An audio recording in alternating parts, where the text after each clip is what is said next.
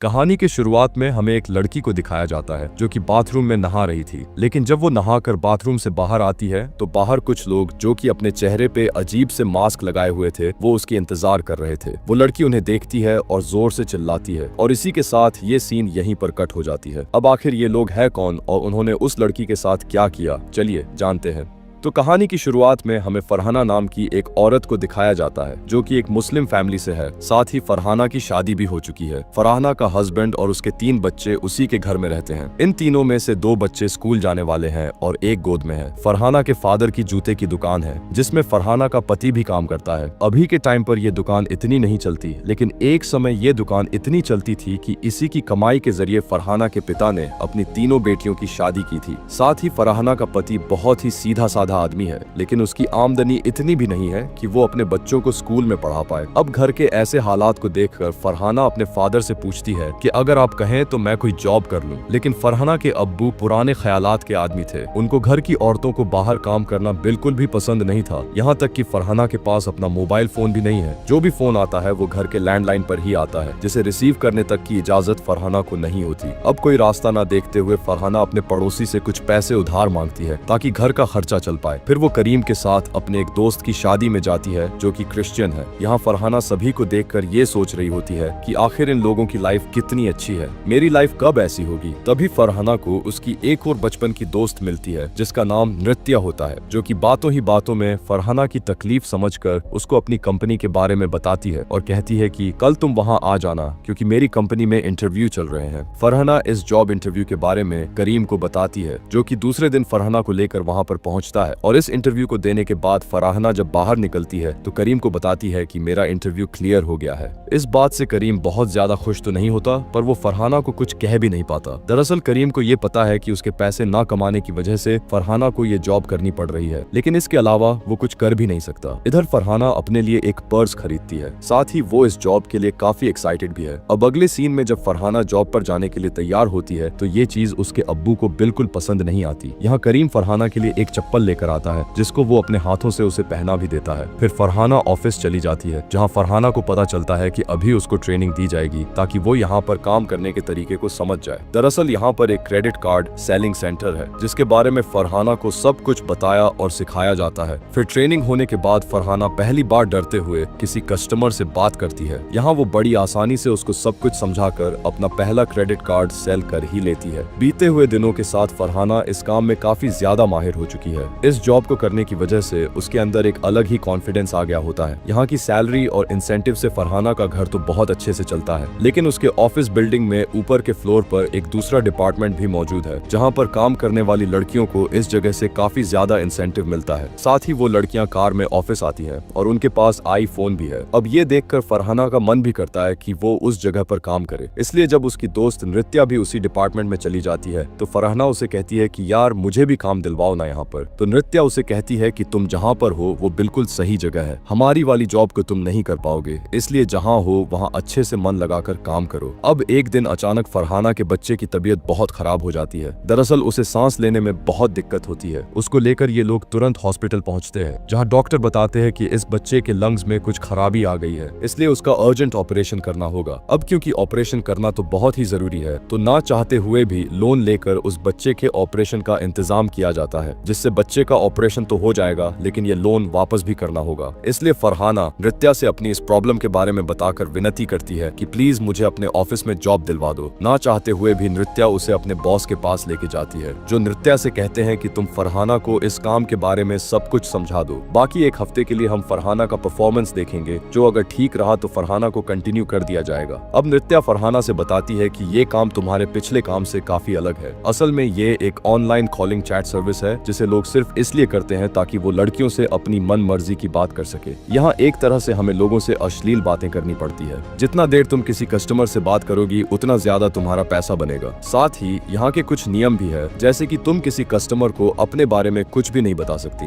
यहाँ तक कि अपना असली नाम भी नहीं। और अगर किसी ने ऐसा किया तो विवेक उसकी कंप्लेंट बॉस से कर देगा, जिसके बाद उस लड़की को निकाल दिया जाएगा। यहाँ विवेक की बात करें तो उसकी यहाँ यही मेन जॉब है कि वो सारे कॉल्स को रिकॉर्ड करके उनकी रिकॉर्डिंग सुनता है। अब ये सब बताने जाने के बाद नृत्या अपने क्लाइंट से बात करने लग जाती है, जिनकी बातों को सुनकर फरहाना को काफी बुरा लगता है। यहाँ तक कि जब वो घर जा रही होती है तो उसे ऐसा लगता है कि जैसे सब उसको गलत नजर से देख रहे हो। इसलिए वो मन बनाती है कि वो अपनी पुरानी जॉब पर ही कायम रहेंगी। यहाँ फरहाना को परेशान देखकर करीम उससे इसके पीछे का कारण पूछता है। फरहाना उसे बताती है कि आज एक कस्टमर ने मुझसे काफी बुरी तरीके से बात की। करीम हंसते हुए उससे कहता है, अरे इसमें घबराने की क्या बात है, ये तो जॉब का पार्ट है। जैसे कि मैं रोज अपनी दुकान में लोगों के पैरों में चप्पल या जूते पहनाता हूँ, पर मैं बाहर ऐसा नहीं करता। तो जब तक जॉब करने के दौरान कोई तुमसे किसी भी तरह बात करे वो बिल्कुल ठीक है, लेकिन जॉब के बाहर अगर वो ऐसा कर रहा है तो उसको सबक सिखाना बनता है। अब करीम की इस बात से फरहाना को थोड़ी हिम्मत मिलती है, इसीलिए वो दोबारा से उसी ऑफिस में पहुंच जाती है, जहां वो नृत्या से पूछती है कि आखिर ये लोग ऐसी बातें करते क्यों हैं, साथ ही लड़कियां यहाँ पर कैसे काम कर लेती हैं, ये तो गलत है ना। नृत्या फरहाना को समझते हुए कहती है कि यार ये सिर्फ एक सर्विस है जिसके जरिए लोग अपनी मन की उन बातों को एक अजनबी से कह पाते हैं जो वो अपनी बीवी से नहीं कह सकते। कम से कम ये लोग राह चलती लड़की के साथ गलत तो नहीं करते। अब फरहाना को इतना समझाने के बाद वो लोगों से बात करने की काम में लग जाती है, जिस दौरान उसके पास काफी अजीब अजीब लोगों की बात करती है। इस ऑफिस में सोफिया नाम की एक लड़की भी काम करती है जो कि सबसे ज्यादा बात करके हमेशा टॉप पर बनी रहती है। खैर अगले दिन भी फरहाना का स्ट्रगल जारी होता है। वो किसी भी क्लाइंट से बात करने में कंफर्टेबल फील नहीं करती है। तभी उसके पास एक क्लाइंट का फोन आता है जो उससे अश्लील नहीं बल्कि काफी रिस्पेक्ट देकर बात करता है। अब ये सुनकर फरहाना काफी खुश होती है। उसे लगता है कि ये आदमी दिल का बहुत अच्छा है। यहाँ जिस आदमी ने फरहाना को कॉल किया था उसका नाम डेलन था, पर वो अपना नाम फरहाना को नहीं बताता। फरहाना भी रूल के हिसाब से उसे अपना नाम ईशा बताती है, जिसके बाद फरहाना और डेलन के बीच रोज लंबी लंबी बातें होना शुरू हो जाती है, जिससे फरहाना का परफॉर्मेंस काफी अच्छा हो जाता है और अब उससे आगे सिर्फ सोफिया होती है। अब एक दिन डेलन से फरहाना बताती है, मैं जल्द ही इस जॉब को छोड़ने वाली हूँ क्योंकि मुझे ये काम सही नहीं लगता। इस पर डेलन उसे कहता है कि ईशा नहीं, ऐसा मत करो, मुझे सिर्फ तुमसे बात करने में अच्छा लगता है। हम दोनों के बीच एक अजीब सा कनेक्शन बन गया है। अब डेलन की ये बात फरहाना को काफी अच्छी लगती है और वो इस जॉब को कंटिन्यू करने का इरादा कर लेती है। अब एक दिन ऐसे फरहाना से बात करते वक्त डेलन फरहाना की बातों से जान जाता है कि वो एक मुस्लिम है, जिससे फरहाना थोड़ा चौंक जाती है। लेकिन अब तक वो बात करके डेलन पर इतना भरोसा तो करने लगी है कि कम से कम अपने रिलीजन के बारे में उसको बता पाए। अब यहाँ इनकी बातों को विवेक काफी गौर से सुनता है क्योंकि उसको पता है कि डेलन और फरहाना के बीच कुछ तो पक्का चालू हो गया है। अब डेलन फरहाना से कहता है कि अभी तो रमजान का महीना चल रहा है तो तुम रोजे रखकर इतनी बात कैसे कर लेती हो। वो फरहाना को आराम करने के लिए बोलता है। इस दौरान वो उसको अपना म्यूजिक भी सुनाता है। वो कुछ देर के बाद कहता है कि मैं तुम्हें एक गिफ्ट देना चाहता हूँ। फरहाना उससे कहती है कि आप मेरी जगह किसी भिखारी को दे दीजिएगा, यही मेरे लिए सबसे बड़ा गिफ्ट होगा। अब घर जाते वक्त मेट्रो स्टेशन पे फरहाना एक भिखारी के पास ईशा नाम का एक पैकेट देखती है, जिसके बारे में पूछने पर वो भिखारी बताते हैं कि ये मुझे एक आदमी ने दिया है। उसने ये ईशा नाम की लड़की को देने के लिए कहा है और साथ ही उन्होंने मुझे काफी पैसे भी दिए। अब ये सुनकर फरहाना जब उस गिफ्ट को खोल कर देखती है तो उसमें सिंफोन नाम का एक म्यूजिकल इंस्ट्रूमेंट होता है, जिसको देखकर फरहाना का चेहरा ही खेल उठता है। वो अब सब कुछ भूल चुकी है, मगर अगले दिन ऑफिस जाने पर फरहाना को डेलन की कॉल नहीं आती है, जिससे वो परेशान हो जाती है कि उसके साथ क्या हुआ होगा। उसे लगातार अलग अलग लोगों की कॉल आ रही होती है जिन्हें वो कट कर देती है। फरहाना 2 दिन इंतजार करती है मगर अभी तक डेलन की कोई कॉल नहीं आई, इसलिए वो सोफिया के साथ जाकर अपने लिए एक मोबाइल लेती है। साथ ही वो सोफिया को अपना आधार कार्ड देती है ताकि वो फरहाना के लिए एक सिम ले ले। उसके बाद फरहाना एक न्यूज़पेपर में एक हेडलाइन देखती है जिसमें लिखा होता है कि एक म्यूजिशियन की एक्सीडेंट की वजह से मौत हो चुकी है, जो कि किसी लड़की से वो ऑनलाइन चैटिंग करता था। अब इस खबर को पढ़कर फरहाना को लगता है कि ये शायद डेलन है। इस बात को वो नृत्य से भी शेयर करती है। इसी दौरान अचानक से फरहाना के पास डेलन का कॉल आ जाती है। फिर वो फरहाना से कॉल ना करने के लिए माफी मांगता है। वो बताता है कि मेरा फोन खराब हो गया था, इस वजह से मैं तुमसे बात नहीं कर पाया, मुझे माफ कर दो। फरहाना उससे कहती है कि मुझे तो लगा आपको कुछ हो गया है और इस सबक से मुझे ये तो गई है कि जिंदगी बहुत छोटी है, इसमें किसी को कुछ भी हो सकता है, इसीलिए मैं आपसे मिलना चाहती हूँ। यहाँ उसकी बात सुनकर डेलन सबसे पहले उसे अपना नाम बताता है और कहता है मैं तुमसे कल ईद के दिन मिलना चाहता हूँ, जिसके लिए फरहाना राजी हो जाती है और उससे कहती है कि मैं आपके लिए बिरयानी लेकर आऊंगी। अब उनकी इस मीटिंग के बारे में पता चलते ही पहले तो विवेक ये सब कुछ अपने बॉस को बताने के बारे में सोचता है, लेकिन फिर वो खुद को रोक लेता है क्योंकि वो भी फरहाना की तरह इस आदमी को देखना चाहता है। अगले दिन फरहाना काफी खुशी खुशी बिरयानी बनाती है, लेकिन जब बाहर जाने की टाइम हो जाता है तो तब उसे घर से बाहर जाने का मौका नहीं मिल पा रहा था। लेकिन शाम को घर के सभी लोग घूमने जाने का प्लान बनाते हैं। इसी दौरान फरहाना तबीयत खराब होने का बहाना बनाकर घर से जाने के लिए मना कर देती है। फिर सबके जाने के बाद वो एक टिफिन में बिरयानी पैक करके डेलन से मिलने के लिए निकल पड़ती है। रास्ते में करीम फरहाना को कहीं जाते हुए देख लेता है। वो फरहाना का चुपचाप पीछा करता है। थोड़ी देर बाद फरहाना मेट्रो स्टेशन जा पहुंचती है, जहां विवेक भी मौजूद होता है। वो भी फरहाना की तरह डेलन को देख देखना चाहता है। लेकिन तभी अचानक से फरहाना को नृत्या की कॉल आती है, जो उसको बताती है कि सोफिया अपने क्लाइंट से बाहर भी मिला करती है, जो कि उसको एक होटल के कमरे में लेकर गया, जहां और भी लोग मौजूद थे। वो भी सोफिया के साथ एंजॉय करना चाहते थे। इस अफरा तफरी में गलती से सोफिया के गले में एक धारदार चीज घुसने की वजह से उसकी मौत हो गई। दरअसल मूवी की शुरुआत में इसी सीन को दिखाया गया था। अब ये बात सुनकर फरहाना के पैरों तले जमीन ही खिसक जाती है और वो उस बिरयानी वाले टिफिन को वहीं छोड़कर वापस घर आ जाती है, क्योंकि उसका भी केस सोफिया की तरह हो सकता था। पर जब वो वापस आती है तो घर पर पहले से पुलिस मौजूद होती है, जो कि सोफिया के लिए आई है, क्योंकि सोफिया के पर्स से उन्हें फरहाना का आधार कार्ड मिला है, जो कि वो सोफिया से वापस लेना भूल गई थी।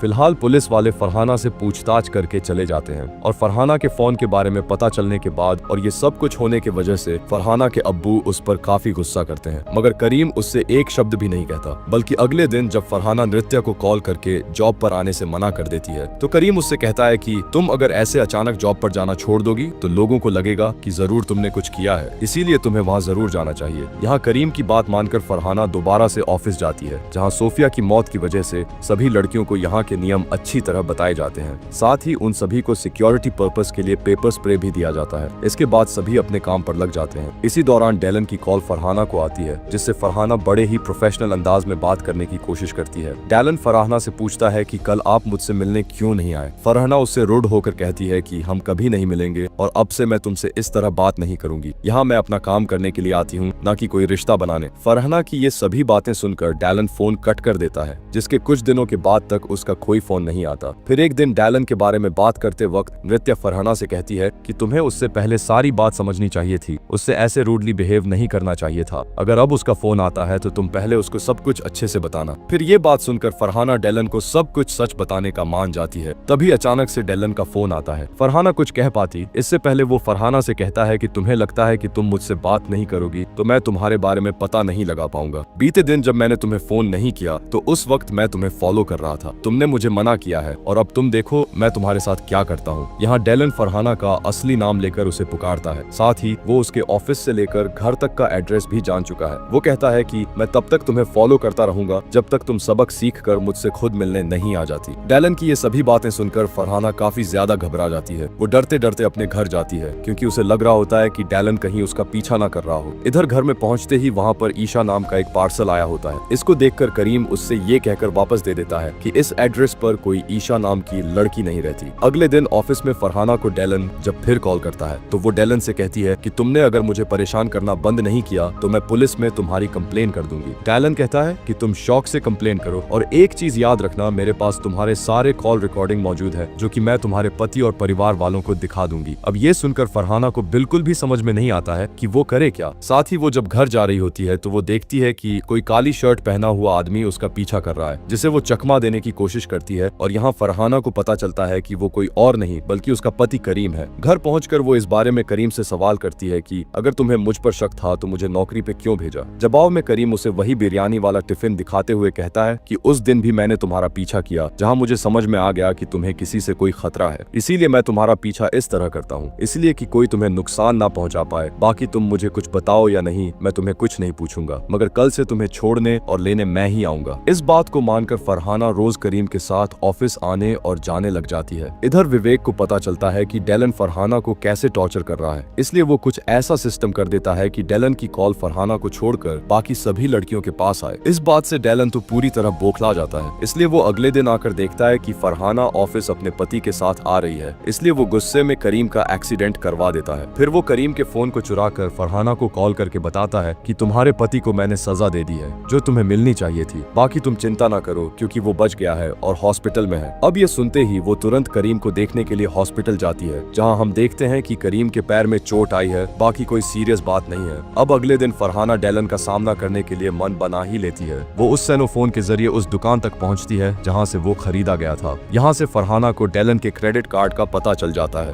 जो कि उसी बैंक का है जिसके ऑफिस में फरहाना पहले काम करती थी। फिर वहाँ के टेक्नीशियन की मदद से नृत्या और फरहाना को डेलन का एड्रेस और फोन नंबर वगैरह मिल जाता है। साथ ही यहाँ फरहाना को ये भी पता लगता है कि डेलन इस वक्त एक मॉल में अपने क्रेडिट कार्ड से शॉपिंग कर रहा है। वहाँ तुरंत पहुंचकर फरहाना आखिरकार डेलन को ढूंढ लेती है, जिस दौरान फरहाना को एक फेक कॉल करके नृत्या फरहाना की उसे पहचानने में मदद करती है। फिर फरहाना अपने मुंह में नकाब पहनकर डेलन का फोन चुराने जाती है, क्योंकि उसी में उसके और डेलन डेलन के बीच हुई बात की सारी रिकॉर्डिंग्स मौजूद है। लेकिन इससे पहले फरहाना फोन ले पाती, डेलन उसे पहचान कर उसकी हाथ पकड़ लेता है, जो देखकर फरहाना उसकी आंख में पेपर स्प्रे छिड़क कर भाग जाती है। फिर वो उस फोन के लॉक को खुलवाने के लिए एक दुकान पर जाती है, जिसके खुलने के बाद फरहाना को उसमें कुछ नहीं मिलता, क्योंकि उससे पहले ही डेलन ने फोन का सारा डेटा कहीं और डाल दिया था। अब इस बात से फरहाना एकदम से टूट जाती है, क्योंकि डेलन उसे कहता है कि मैं सारा वीडियो अब तुम्हारे पति को भेज दूंगा, जिस चीज को लेकर लगातार रात में भी फरहाना को टॉर्चर कर रहा होता है, जिससे वो बहुत ज्यादा घबरा जाती है। यहाँ तक कि जब वो करीम के पास जाती है तो उसके हाथ कांप रहे होते हैं और वो पूरी चाय वहीं गिरा देती है। इसी के साथ ये सीन यहाँ पर होता है कट। अगले सीन में हम फरहाना को दोबारा से ऑफिस जाते हुए देखते हैं, जहाँ इस बार वो डेलन से कहती है कि मैं अभी तुमसे मिलने तुम्हारे घर आ रही हूँ। इस बात को सुनकर वो काफी खुश होती। इसी के साथ हमें उस वक्त का सीन दिखाया जाता है जब डेलन ईद के दिन फरहाना से मिलने के लिए वहाँ पर आ रहा था, तो उसने पीछे से एक औरत को देखकर फरहाना समझकर छू लिया, लेकिन छूते ही उस लेडी ने डेलन को एक जोर का तमाचा लगा दिया और इस वजह से वहाँ सभी डेलन को बड़े अजीब तरीके से देख रहे होते हैं। यहाँ उसे अपनी इंसल्ट बहुत महसूस होती है, पर फिर भी वो फरहाना से मिलना चाहता था, मगर वो भी नहीं आई और इसके अगले दिन अचानक उसने डेलन से ठीक से बात करना बंद कर दिया। इसलिए डेलन अब इन चीजों का बदला लेना चाहता था।